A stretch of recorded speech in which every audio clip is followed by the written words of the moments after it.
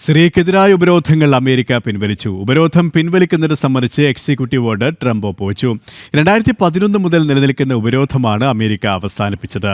സിറിയയുടെ താൽക്കാലിക പ്രസിഡന്റ് അഹമ്മദ് അൽ ഷാറയെ ഭീകരരുടെ പട്ടികയിൽ നിന്നും ഒഴിവാക്കുന്നത് സംബന്ധിച്ച് പരിശോധന നടത്താൻ ട്രംപ് മാർക്കോ റൂബിയോയോട് നിർദ്ദേശിച്ചു.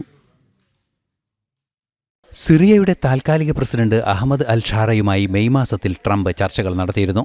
സൗദി അറേബ്യയിൽ നടന്ന കൂടിക്കാഴ്ചയിലാണ് ഉപരോധം നീക്കുന്നത് സംബന്ധിച്ച ചർച്ചകൾ നടന്നത്. തുടർന്ന് 500-ലേറെ സിറിയൻ പൗരന്മാർക്കും സ്ഥാപനങ്ങൾക്കുമെതിരായ ഉപരോധം അമേരിക്ക നീക്കുകയായിരുന്നു. ഉപരോധം നീക്കുന്നത് സംബന്ധിച്ച എക്സിക്യൂട്ടീവ് ഓർഡർ ട്രംപ് പുറപ്പെടുവിച്ചു. 2011 മുതൽ ഉപരോധം നേരിടുന്ന രാജ്യമാണ് സിറിയ. സ്ഥാനഭ്രഷ്ടനാക്കപ്പെട്ട മുൻ പ്രസിഡന്റ് ബഷാർ അൽ അസദിനും IS-നുമെതിരായ ഉപരോധങ്ങൾ തുടരും. അഹമ്മദ് അൽ ഷാറയെയും അദ്ദേഹത്തിന്റെ സംഘടന തെഹ്രീർ അൽ ഷമിനെയും ഭീകരരുടെ പട്ടികയിൽ നിന്ന് മാറ്റുന്നത് പരിഗണിക്കുമെന്നും അമേരിക്ക അറിയിച്ചു. ഇക്കാര്യം പരിശോധിക്കാൻ Donald Trump US state secretary Marco റൂബിയോയ്ക്ക് നിർദ്ദേശം നൽകി. ഉപരോധം ഒഴിവാക്കുന്നതുവഴി വൻതോതിൽ നിക്ഷേപം സിറിയയിൽ എത്തിക്കാനാകുമെന്നും അമേരിക്ക കണക്കുകൂട്ടുന്നു. ഇന്റർനാഷണൽ ഡെസ്ക്, ജനം.